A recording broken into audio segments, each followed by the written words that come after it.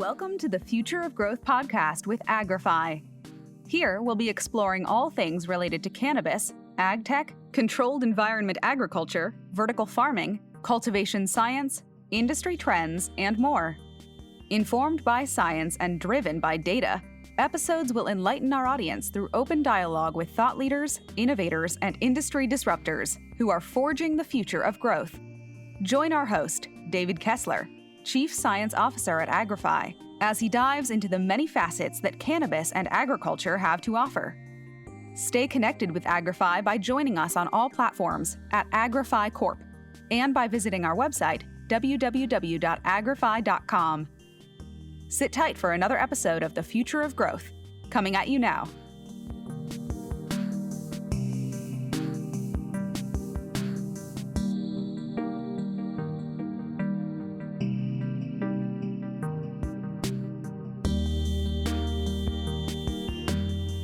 Hi, everybody. I'm David Kessler, the Chief Science Officer at Agrify, and you're joining me today for the Future of Growth. Today with us is Stephen Albarran, co-founder and CEO of Confident Cannabis. Steve, thank you so much for making the time today. We really appreciate it. Thanks, David. Really excited to be here.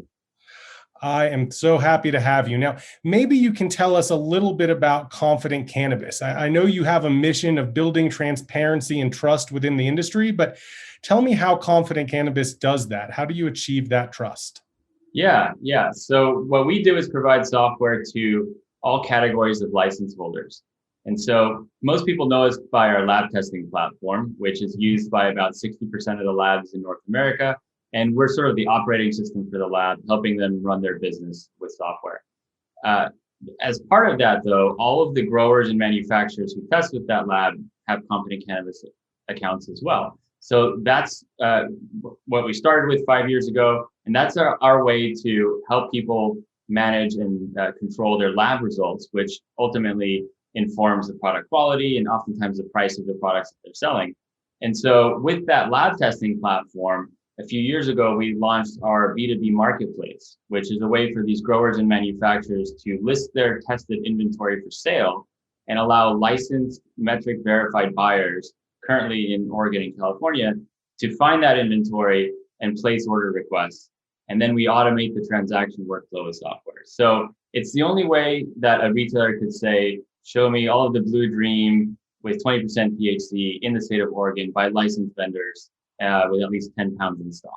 That kind of information doesn't exist anywhere else other than Confident Cannabis. So that's the transparency and trust that we bring to the industry, allow the buyers to make informed purchase decisions, and ultimately let the ecosystem thrive. That's fantastic. Before you had that kind of marketplace, how was it done? Yeah, so it's changed a lot, admittedly, in the last 5 years since we started the company. When we first started, we were asking around California, where we're based, and people often would talk about the backpack brigade, where they would have people with backpacks and a couple of pounds to demo, and they're printed certificates of analysis, and just go door to door and say, hey, I've got good weed, pay me a good price, and it was just very kind of ad hoc like that. And so he said, wow, that's, first of all, it's interesting that they're using the lab results as marketing tools, because you don't see that in other industries. No. And secondly, they might get $1,000 a pound in one shop, $1,500 a pound, across the street. And that's not a good way to run a business on either side, right? So we said, well, how about we just, digitize the backpack brigade, so to speak, and let people conduct their sales more efficiently. So a lot of just kind of network, I grew up on the same street as this person, I trust them. That's necessary when you don't trust each other, right? You don't really want to do business with somebody you've never met before. And it makes sense why the industry started that way, coming out of the illicit market. But nowadays, where you've got, licensed, professional businesses who need to do commerce with each other, you can't rely on your team's Rolodex anymore. You kind of need a platform that connects everybody and lets the product speak for itself ultimately. Well, we're so happy as an industry and me personally that you brought that service to the industry. It was sorely needed, but I have to admit, Steve, looking at your background, we share a New York history. I grew up in Westchester and I see you worked in New York for some time. but in finance and kind of startup funding. So how did that translate into moving into cannabis yourself? Yeah. So I did work in New York for about 8 years, but I'm not from New York. I actually grew up in Mexico City, and growing up there, I saw firsthand how damaging the drug cartels are to the country. Right? If you think about most of the problems the country has around corruption and poverty, a lot of it can be traced back to the drug cartels. And so, simultaneously though, I am a strong proponent of legalization of almost all drugs, and especially cannabis. And as a light recreational user myself, I didn't want to believe that drugs are bad, right? And so putting these two things together, I saw that Colorado and Washington had legalized in 2014 adult use, and I said to myself, wow, this is really a great way to spend the next decade or two of my career helping take money away from bad guys and guns, right? And so, like, if we can stop that and actually have legitimate, ethical people making money from this, that's a good thing. And so that was kind of the genesis of the motivation for me to start looking at the industry. It also helped that I happened to move to California from New York to go to grad school. And as I was on my vacation during grad school, I was just open to other ideas, and I said, you know what, I don't want to be an investor anymore. It wasn't getting as much sense of satisfaction. I decided I wanted to start a company with my co-founders and run a business, the kind of old-fashioned way. So yeah, we looked at the industry. We asked a lot of questions, asked what's hard for people. And that's how we found the problem of the trust and transparency being lacking, and that trading business to business in this industry is way too hard. So that's how we kind of got to our business model today of software for testing and trade. That's amazing. So you really stepped back, looked at the industry from an early but macro level, and said, what are the pain points? What's missing? And how can I service the industry and improve the transparency, which was, I guess, the core of what you felt was lacking? Yeah. I think a lot of people who start companies or think about starting companies probably do it the other way around. It's not to say it's better or worse, but they usually probably say, hey, I have an idea. Let's go see if it works, right? And maybe it works, maybe it doesn't. That's, I think, the most common way. We said, let's actually try not to have an idea. Let's not, jump at the first good idea that we have, and really find a problem that we can solve, and then figure out how to solve that problem. If we can solve that problem, then a business will come out of it on its own. So, we actually didn't even try to make money at the beginning. We just wanted to build the software and drive adoption, and it was free for the first 3 years of the company's life. So yeah, we were able to do that, and now we're in a position where we've got users and generating revenue. Obviously, it's a real business, but it's kind of a reverse engineered way to go about it, I guess. So you're saying to get your software into the hands of users, you actually were giving it away for the first several years? I mean, that's very much a Bill Gates Microsoft model, isn't it?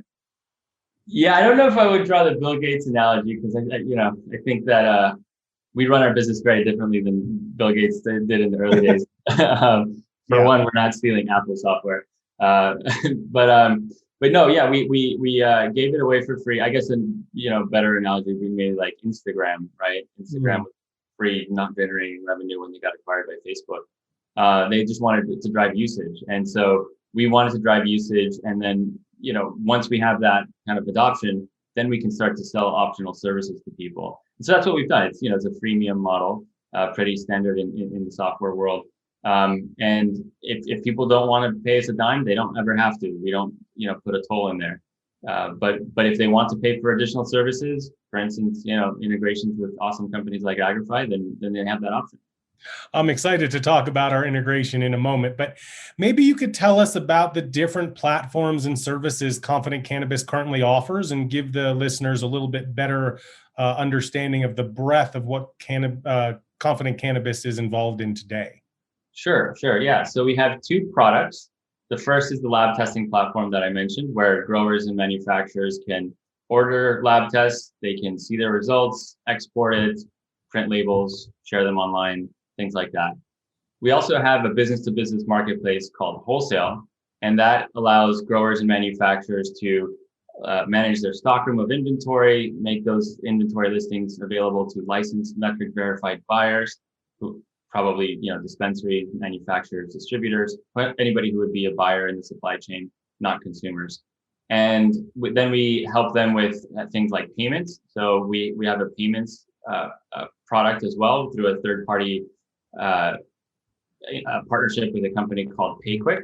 And it's the first B2b platform in the industry that allows buyers to pay for inventory online completely in a compliant way. We also help them, with the whole metric manifesting, the invoicing, all of that kind of stuff that you do for a particular transaction. And so that wholesale marketplace is live in Oregon and California now. We're launching that in a number of other states this year. And those two products are what really back the third offering, which is our data integration services.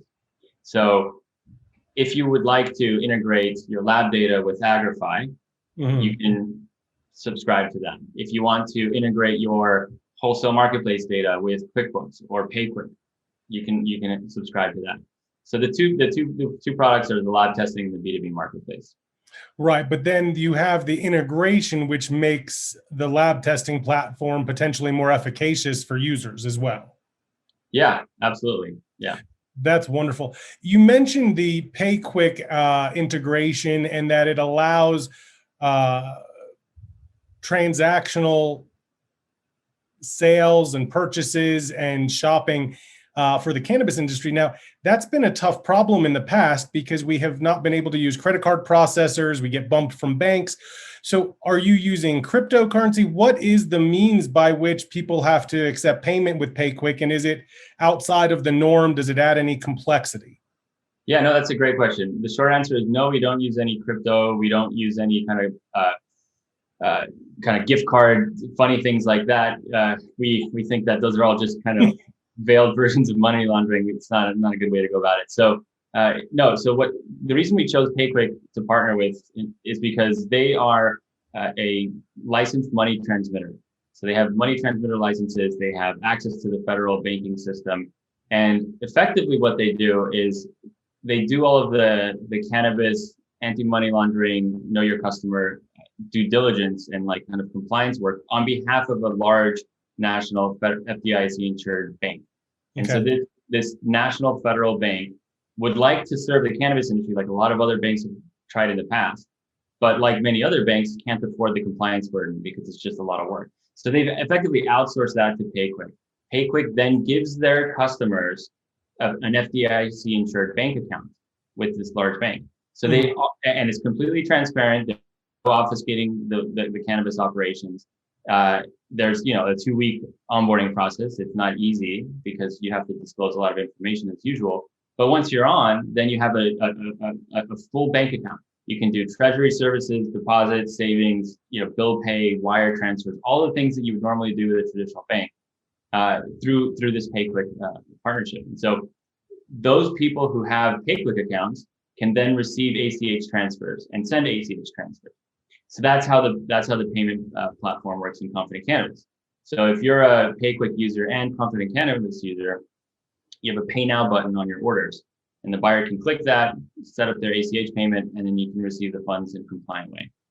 And there's going to be no funny business and no stories, and you're not risking your banking livelihood by working with a questionable third party, shall we say? Absolutely, yeah. It's all above board. It's all transparent, and that's what this company's been doing for years. And they have a very, very stable relationship with this very stable bank.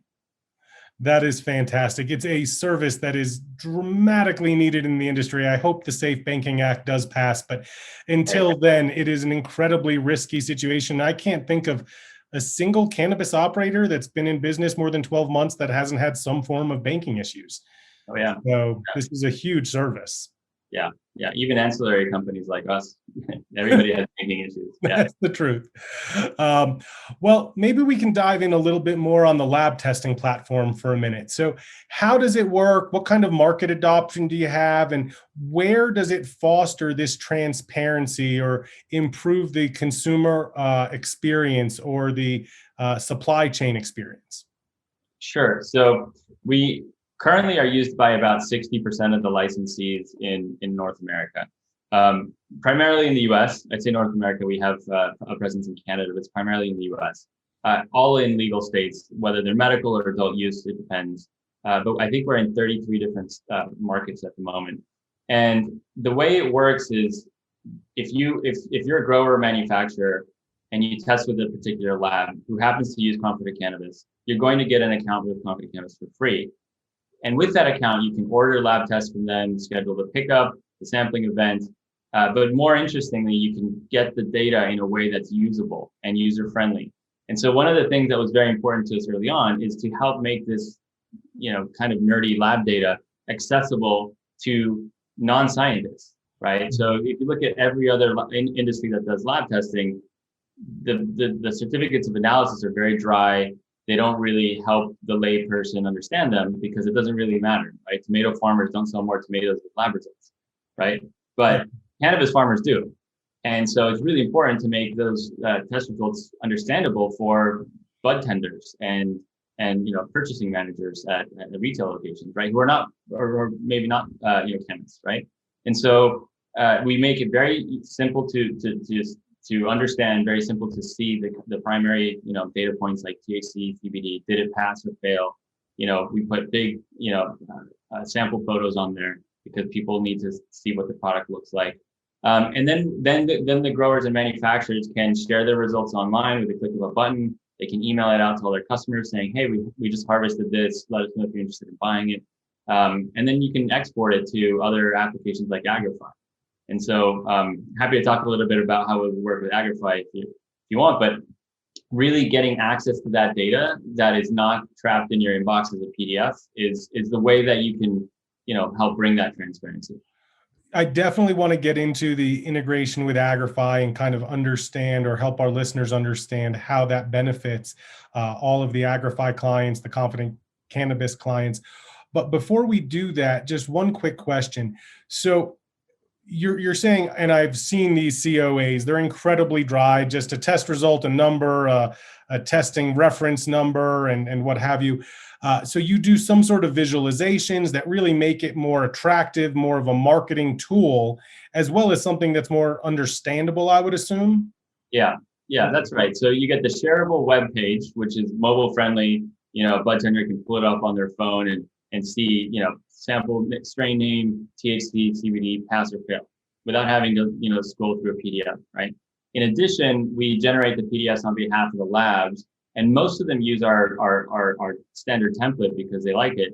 And that also is very easy to read. It's got big image, big THC, CBD numbers, and it puts all of the kind of smaller, less important information on other pages or down below, because you want to be able to share that, and it looks nice.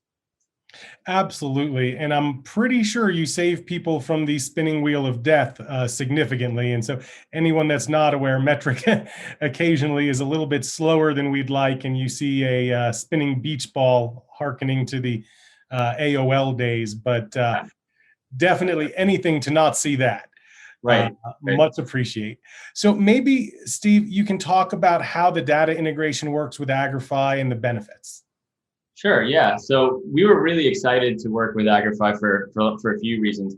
I think one of the biggest reasons is that this is the first chance that we've actually been able to move in the direction of connecting the cultivation environment data set to the chemistry data set, right? And so to kind of step back a little bit, right?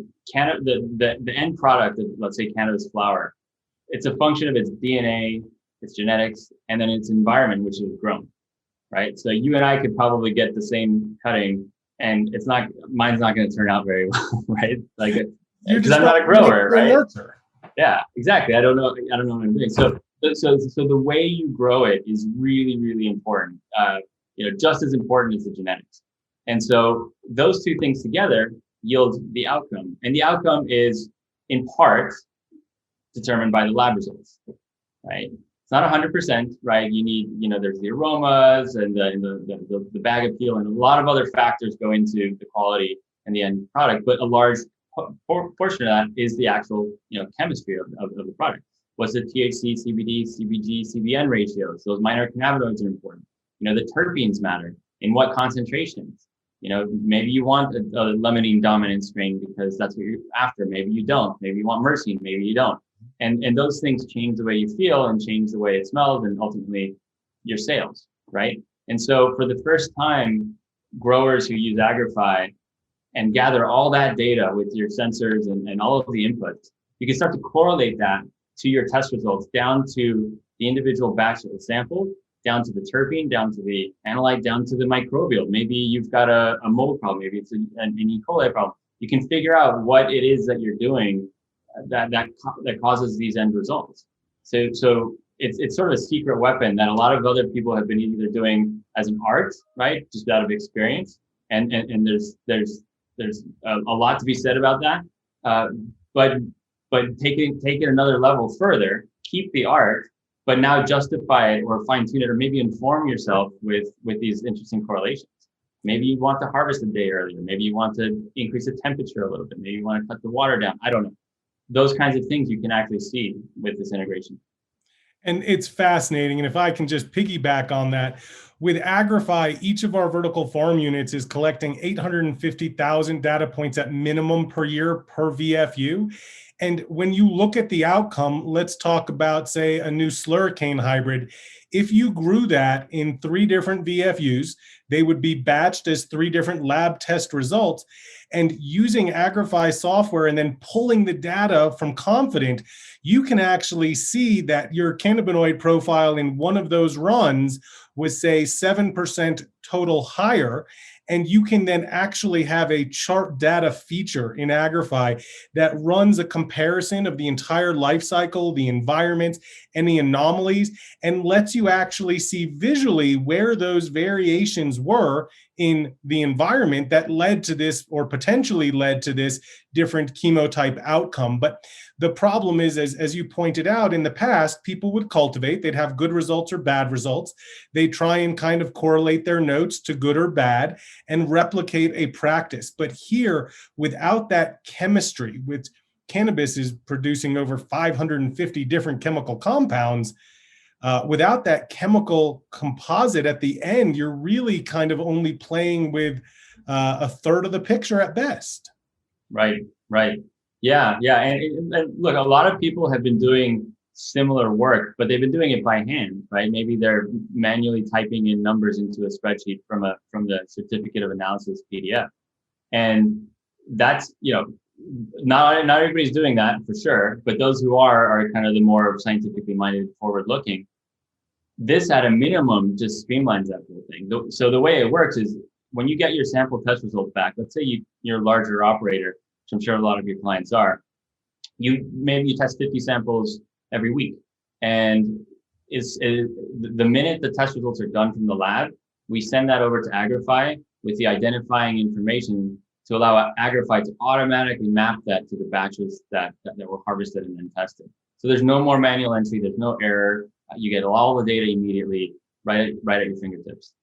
That's so critical, because even when we do our best to avoid human error, it still happens. And when you're double and triple entering data, especially chemical data that's very precise and goes into the 100th or 1000th of a percent or decimal point, it is an area that is rife for mistakes. And to avoid that, I can't tell you the number of times I've seen people misattribute terpene profiles, percentage in milligram per liter, and you mix that up, and it can have a pretty profound result in the actual chemical assay that you're, purporting to have. Yeah, absolutely. Yeah, the time savings could either, help you lower your costs, which obviously increase profit margins, or perhaps it just saves you time to let you, do what you do best. And that's it. And I love the integration. Our customers are definitely getting the most out of it. And we're excited to roll out more features. Maybe we can talk a little bit about how a consumer or a client, like an Agrify client that uses a lab that subscribes to Confident Cannabis, so they're getting those integrations, they're pulling that data through Agrify. Would they then be able to also use the wholesale or the B2b marketplace? Absolutely. If they're in one of the markets where we've enabled it, then yes. So we've chosen to enable it in Oregon and California only to date. And part of that is because, like any marketplace, you want to have lots of supply and demand, right? You can't just have lots of supply and no demand, otherwise people aren't going to be happy. Yeah. So we do a lot of work on our sales team, on our marketing team, to get those buyers to come to the platform and send the sellers the orders.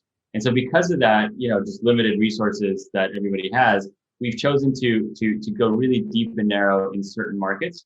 And so we're now, up and running and humming in Oregon and California. We've got that flywheel going. We're really excited about launching that in probably other metric states like Michigan, Nevada, Massachusetts, knock on wood, hopefully Oklahoma soon. As soon as Oklahoma gets on metric, I think that'll be a really important market for us. And so we're focused on those metric states, not for any other reason than it just makes it easier for people to use the app, right? So we do a lot of metric integration. We sync, inventory balances with metric. We verify people's licenses with metric to make sure everybody's legal. We could do those kinds of things in other markets. It would just be a little bit more work for the users. And so, metric's already in some of the most important states, Colorado, Michigan being, among the most important already. So we're focused on those states. And so if a grower who uses Agrify is in a wholesale marketplace state, they have, the best of all three worlds, right? They can use the lab testing app, they use the data integration with Agrify, and once they've assessed their quality and want to price it, they can list it for sale and actually sell it. That's excellent. And it definitely helps them achieve the highest returns. So with that in mind, I'm listening to the states. California has a pretty good price on the wholesale market. Oregon has been up and down, but is back to at least a place where cultivators can be profitable. Massachusetts and Michigan, very high prices, Nevada as well.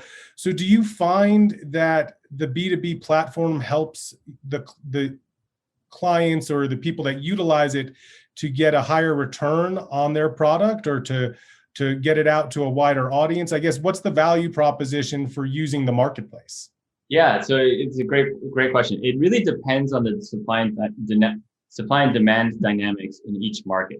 So like you mentioned, in Michigan, for instance, the price is very high because generally there's a shortage of supply, right? So the buyers are the ones who have a bigger pain point. That's the opposite is true in California and Oregon. California and Oregon are pretty stable now as far as supply and demand, but in general, it's a little bit more of a buyer's market still. And so that means that the sellers are the ones that have a pain point. The sellers want higher prices. The sellers need more sales and distribution. And so our solution helps both scenarios. So for example, in Michigan, maybe you don't really need more sales. Maybe you don't need access to more buyers. But what you do need to do is be efficient and manage your sales process efficiently. So rather than getting 100 emails from buyers and text messages and missed appointments and all these things, you can just say, we use Confident Cannabis. Here's our inventory. Don't call me or text me or email me. Just click this button when you want my inventory. I don't want to send you a million PDFs every time I have a harvest. They're all right there.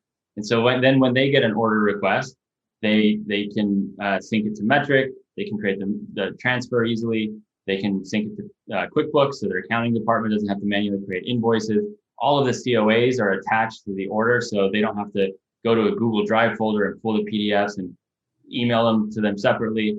All of that stuff is taken care of. So it saves the sellers a ton of time.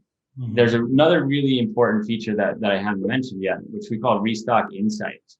And it's something that doesn't exist in the industry. It's a way for the sellers to see the inventory balances of their products at the retail locations. So for example, let's say you have one strain, Blue Dream, and you sell to 5 stores. I can see store 1 is running low on my Blue Dream and store 2 is fully stocked.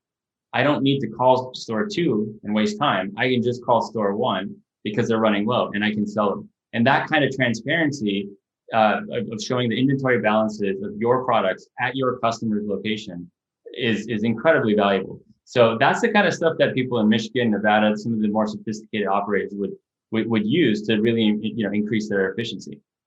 That's fantastic. And just the thought of the transparency of being able to know the sell-through for a producer, to know which dispensaries are performing better without all of the hassle of the phone calls. And we talk about phone calls, but you had mentioned the backpack brigade, and I'd be remiss if I didn't say that, in a time of COVID and a global pandemic, the idea of sending people face to face, trying to push or market the product is arcane and flat out dangerous. And you provide a safe and superior solution, hands down. So have you seen an uptick in adoption with COVID over the last year? Yeah. Obviously, we don't want to, say that we're taking advantage of the pandemic or anything like that. I mean, we are inherently an marketing solution, though, is important just to keep people safe.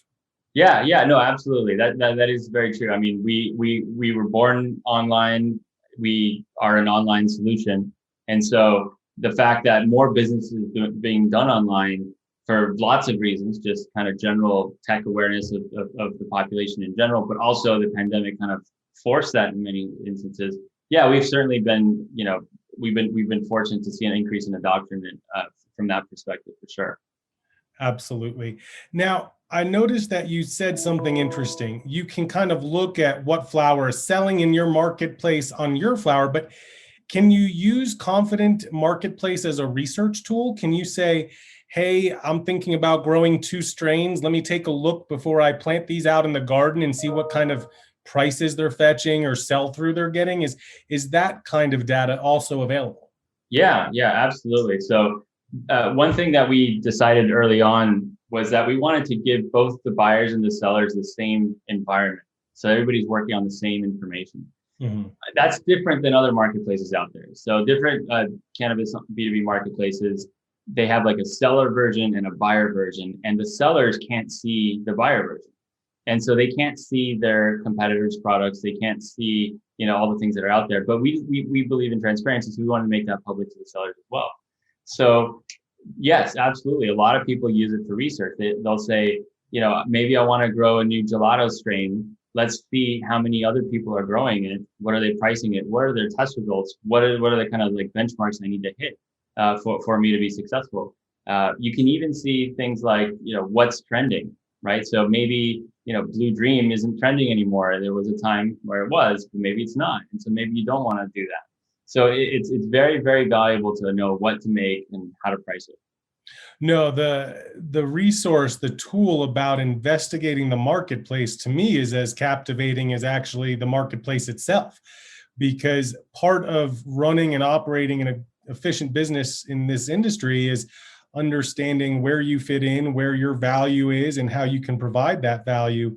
If everyone is growing Blue Dream in your market and it's not getting sell through, maybe you don't want to follow that same path. Yeah. And we've been talking a lot about flower, but this goes for, bulk biomass that maybe you want to sell to a manufacturer, bulk distillate. It also works with manufactured finished goods to retail. So if you're looking for, hey, I'm thinking of starting a chocolate line, who's making chocolate, single servings like I have, and what are they pricing it? So yeah, absolutely. It's applicable to anybody who wants information on the market. That's amazing. What do you see in the way of trends, if you will, if you step back and kind of look at the data that Confident is amassing? What kind of trends in the industry or changes have you seen or do you predict? Yeah. So certainly there's been a change from the way people sell. So, we talked about the backpack brigade. That's a lot more the minority than the norm nowadays. Mm-hmm. And so, not everybody has fully, adopted the idea of, e-commerce and doing business online.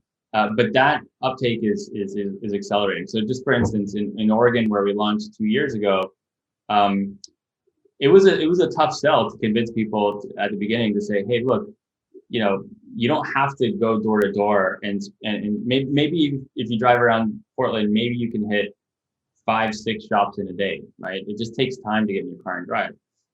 But with this platform like this, you can hit 20 shops in a day, and you can get twice as many orders, 4 times as many orders, right? And so that pitch of like, hey, technology is actually good for you. It helps you be more efficient. That's something that in Oregon at the beginning was a challenge, but now it's not, right? So people kind of just over time understand the value of technology. So it's just part of growing up as an industry. I think, you know, a lot of people from other industries are entering, and they're bringing kind of that kind of mindset to the industry. So certainly the way people sell and understanding technology can be helpful. It was a big one. I think there was a time where, you know, people were worried about flower going away or becoming less important. We've seen a slight reversal in that. So flower held pretty steady at just over 50% in most markets. Mm-hmm. And I think that's going to stay, right? There've been a lot of new form factors kind of come and go, but the idea of everybody's going to drink cannabis beverages and nobody's going to smoke, it's just not a reality. Yeah. I am glad you say that. I'd like to talk to you and just get your thoughts on it, because I've always been focused on the flower market. I personally prefer flower. And that being the case, you know, people talked about, oh, vape cartridges are going to take it over, and in 10 years, the millennials won't even be smoking flower. But that hasn't held true. Like you said, in all the US mature markets, and even in North America, 40 to 50% market share is firmly held with flower. And I don't see that changing. What I think is going to change is you'll have producers that are going to have to differentiate themselves, because your cannabis 2.0 products, your beverages, your edibles, you have more options for the raw inputs. You can go and get lower cost greenhouse material or outdoor material. And if you're distilling that down into an isolate or a distillate and then recombining it even to hit a particular reformulation, it's not the same as a unadulterated full spectrum flower. Right. And with that, flower holds that market. It's not at risk of losing to those cannabis 2.0 product inputs. So how do you see that market for flower evolving in the future? We understand it's going to be there, but my thinking is that you're going to see a separation, a fork in the road, where craft production becomes a key differentiator for the smaller and medium-sized producers. And the larger producers, the producers at scale, are going to focus on delivering a good product at a low price. And we will see that dichotomy start to form in the marketplace as brands can go into regions and you can kind of expand. Do you see that happening? Do you have a different view? Yeah, absolutely. So yeah, I think it's those two forks, as well as a third one, I think, which are the suppliers of biomass, right? So they're much more of your, you know, big ag kind of volume. You're cultivating cannabinoids cheaply, and they're going to be competing against some of the newer technologies, maybe you know, using tissue culture, maybe even using yeast cannabinoid synthesis, things like that. I don't know what the most scalable technology is right now. At the moment, just growing plants in the sun seems to be winning, but that might change in the future. And so, you know, we were talking about flower being 40 to 50%. The other 50 to 60%, they're going to be buying this bulk, you know, cannabinoids, you know, distillate or biomass. And a lot of growers who maybe were growing flower we've seen going into that kind of bulk direction, because maybe they have an outdoor farm that they can operate very efficiently, and they can be very competitive on price and quality and yield, importantly, right? So getting that lab data, again, is very important, right? You want to maximize your cannabinoid per acre, right? Absolutely. And then as far as like the craft growers, yeah, I mean, I think at that point it's going to look a lot like other similar consumer products industries, where you've got, you know, the Budweisers, and then you've got the Lagunitas, right? And, you know, Budweiser is good. It's fine. I don't really like it, but, you know, a lot of people do, and it's cheap, right? Yeah.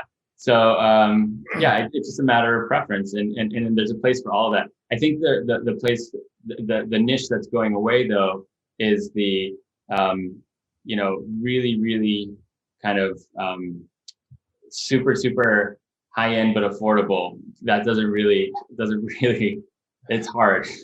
They're just not getting the Hard. value for their product. Clearly, they are not a member of your marketplace. Because if Yeah. you have the quality, you should be able to achieve a higher price point. But as we talk about craft, I'm again thinking back to the data integration of Confident Cannabis and Agrify, because when you look at craft as a distinguishing factor, the quality of your cannabis, if you're able to compare your lab tests, let's say you harvest a strain in 7 weeks in the same exact strain under the same exact environment, which is reproduced in an Agrify VFU at 8 weeks instead, you know, is it possible there'll be a different chemotype, a different chemical profile in those two flowers? Yeah, so certainly I'm not a grower, so I can't speak with any authority other than noticing the data. And yeah, we have seen that. So we have a tool which is, it's just cool, and that's why, you know, I say it's cool, because it doesn't make any money for us or anything like that, and it's available to everybody. So if you go to our website and you click connect at the top, it's a way to see the cannabis chemistry of flower in a 3D map that you can kind of interface with it. You can kind of zoom in and pinch it and rotate it. And if you search for a strain, let's say you search for, you know, OG Kush, right? You'll see dots appear on in the space.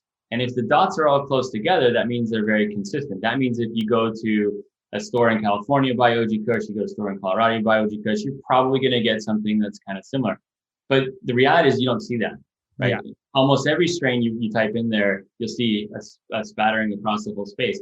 And so that means that even though the strain is the same, it's very different chemically. Now that's kind of no duh to a lot of people who know the industry and kind of insiders. That's not obvious for most consumers, for one. But to your point around, like, it's the same grower over and over, we do see a lot of variation. So you can do that in Connect as well. So every dot is the average of all of the strains grown by one producer in one state. It's not one sample, it's an average of all of that one producer's strain. And then you can see a bell curve. And sometimes the bell curve is nice and tight and they're very consistent. And sometimes it's really, really wide. And so that wideness means that that same grower is growing the same strain with varying results, you know, very frequently. And maybe they have the THC dialed in, but maybe the terpenes are all over the place, or vice versa. You can see which analyte, which compound is consistent, which is variable. That is a phenomenal tool. I am just finding out about it. I'm aghast. I'm sorry, Steve. That's incredible. And is that free to the general public or to just the Confident Cannabis users? No, it's free to the general public. We built it and launched it, I think 2 years ago now, maybe a little bit more. We don't try to make money on it or anything like that, because, you know, we ever since starting the company, we were saying, wow, this is something that only we would be able to do. And I don't say that boastfully. I'm just saying, like, nobody has anywhere close to the level of lab data to be able to power a tool like this. And so, you know, we've processed about 1.5 million samples of flower since inception. And, you know, your largest laboratories have, you know, maybe 1/10 of that or less. And so you really need a deep data set to be able to do the data science on something like that. So yeah, we just made that available. You can go to our website, click connect, and play around with it. It's just fun.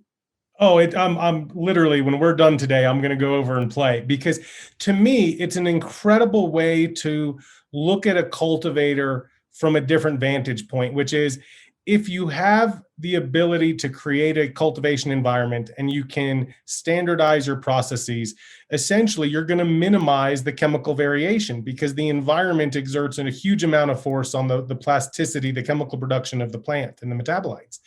Yeah. So by looking at the bell curve, you can actually quantitatively say a grower is more consistent than another grower, and whether you want to attribute that consistency to being better or not, I guess, depends on where the consistency lies.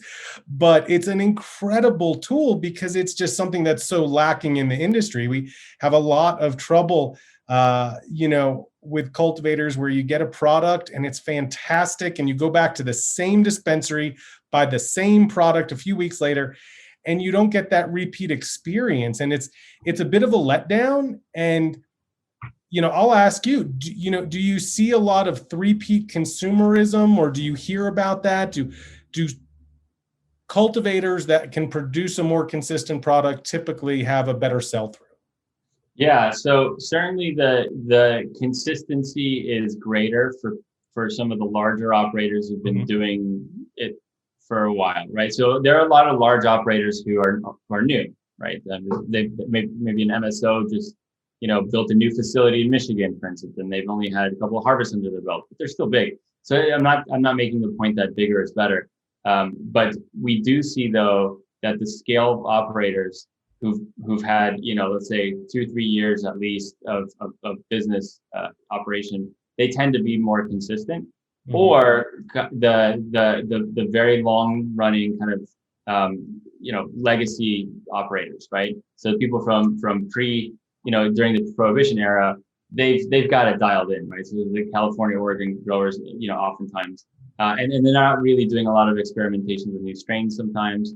And they're very consistent. Where you see a lot of the variability is, the smaller operators who don't have the tools or technology to really track all of the inputs, and they're kind of just winging it.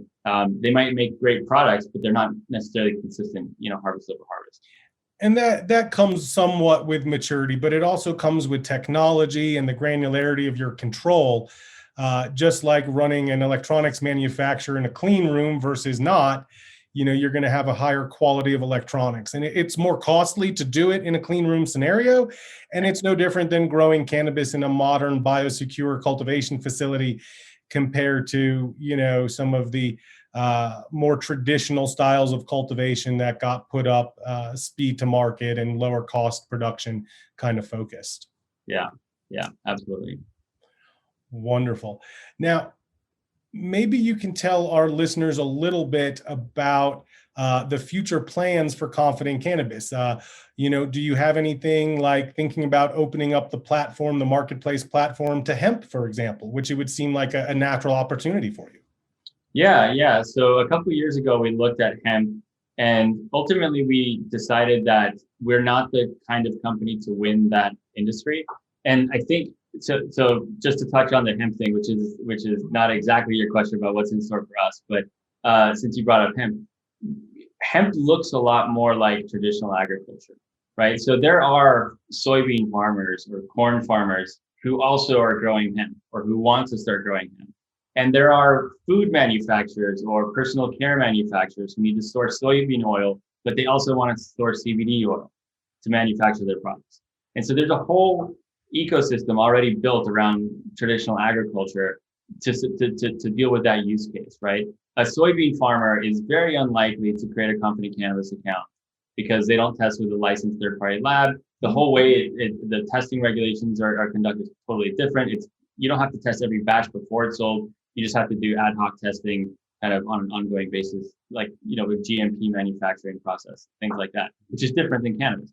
And so we decided that, we didn't want to compete with Cargill and Bunge and some of these traditional ag distributors because they're just not going to, they already have the relationships with the farms. They already have relationships with the buyers, and sure that they need more technology. They're kind of from another era, but the pain point isn't really there. So we do have a lot of growers who grow hemp who come to us and say, I want to sell on your platform, but we have zero traditional food or cosmetics companies coming to us saying, hey, I need to source CBD, because they've already got their sourcing. So you have interest on half of the equation, but without the other half, it doesn't make sense to provide that marketplace. Yeah, we could theoretically let all the hemp providers list their inventory, but they're not going to get any orders.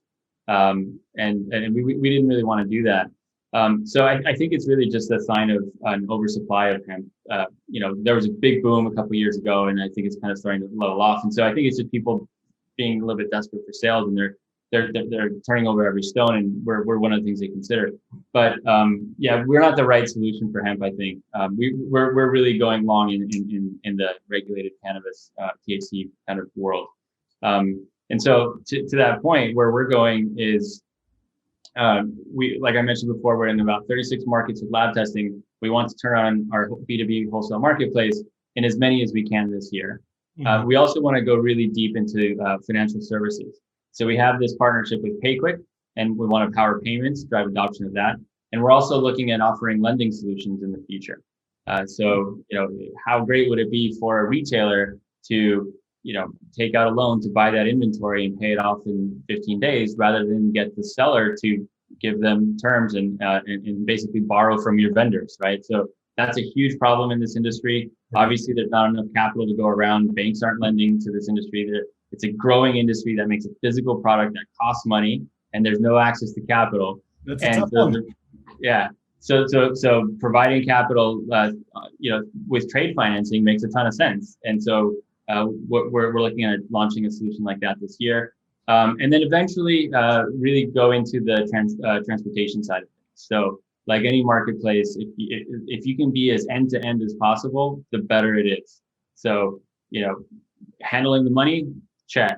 We got to do that, got to drive that. But then actually making it seamless, so you push a button, forget about it, inventory shows up without thinking about it, like Amazon. That's where we want to go. That's probably a little bit farther out. No, that's fantastic. It's safe, it's efficient, it's clean, and it solves no less than 3 different huge problems of transportation, financing, and transparency. It's incredible. Yeah, so it's ambitious. It takes time, but we're getting there. I'm excited. I've been watching you guys grow for several years, and you guys are taking the world now for sure. Now, you've also launched some thought innovation kind of in the industry, a podcast that's been incredibly well received called One Hitters. Can you tell us about that? Yeah, so we launched our, I guess the brand name for the podcast series is called High on Our Own Supply. So HOOS. So that's what we have an owl as a logo. Nice. And so so we initially launched that to talk to thought leaders, industry leaders, usually founder, CEO kind of people across the supply chain, to talk about what they're doing, a little bit about their genesis story, and hear any tips or pro tips that they have, or any trends that they see, and really just, again, in this effort of helping to build transparency, share common wisdom, right? So those, we have kind of our higher production value series, which is our original series. But recently we launched One Hitters, which we are focusing on quantity over production quality, right? So we're talking to really interesting people, CEOs, founders of the same kinds of companies, but we're just recording a Zoom, and we're doing a lot of them. So we're talking to our customers, saying, "Hey, would you like to be on a 30-minute interview?" And we're just going to put those out there. So that's the One Hitters. So if you want to subscribe to that, just Google search, High on Our Own Supply, and then look out for those One Hitters. Those are little kind of smaller sound bites, less of a long form podcast that you have to listen to. So we're excited about that. That's fantastic. Addressing the 2 different markets, attention spans as well, and providing great insights into the marketplace. So, Steve, before we have to sign off today, and in kind or tribute to your podcasts, do you have a pro tip you could share, or an insight that might be interesting for our listeners? For who, sorry? For our listeners. Oh, for your listeners. Yeah, so I think a pro tip for your listeners would be, if you're using data, make sure you use it wisely. A lot of people think that data will give you the answer. It's just another piece of information. So for instance, you might find that using Agrify, Confident Cannabis together tells you that you should change your watering cycle. But if you try it out and it doesn't work, that's okay. Iterate. Don't take your data to be gospel. There's a lot of kind of buzz around the whole world around big data and artificial intelligence and things like that. We're not quite there to have an oracle that just spits out what you need to do, right? You still have to put in the elbow grease to do the trial and error. So use it, definitely use it, but don't rely on it. It's not going to solve your problems. I think that's a great tip, because data is a point of reference, but it's the analysis of not just individual data points, but groups of data that lead to learnings. And if you take the single data points as gospel, unfortunately, you can definitely get misled. So, Steve, I can't thank you enough for joining us today. And if our listeners would like to learn more about Confident Cannabis, I know I'm going to jump over and check out Connect. Where can our listeners go to learn more about Confident Cannabis, to talk with you if they're interested in your marketplace or your data solution or your lab solution? How can we get in touch with Confident Cannabis? Yeah, so the best way to learn a little bit more is to just go to confidentcannabis.com. And if you want to contact us, just fill out the contact us form on our website. And we see those. It goes to the whole team. We jump on it. We'll get back to you. We also have a little chat bubble. If you want to chat with someone on our team on our website, you can do that. And my personal email is SA, my two initials, SA@confidentcannabis.com. So feel free to send an email. I'm happy to talk to you personally. That is exceptional. Nothing like talking to the CEO and co-founder personally and hearing more about your exciting platforms and all of the services you're providing. From all of the listeners here at Agrify and the Future of Growth, thank you for joining us today, for telling us more about Confident Cannabis and really improving the supply chain and the transparency of the industry as a whole. We can't thank you enough, Steve. Thanks, David. Thanks, Agrify, for hosting. It's been our pleasure, and thank you so much to all the listeners. We hope you had a good show. If you have any questions in the future, please contact Steve or myself at david.kessler@agrify.com or check out Agrify at all your social media platforms at Agrify Corp. Thank you all so much. Have a wonderful day.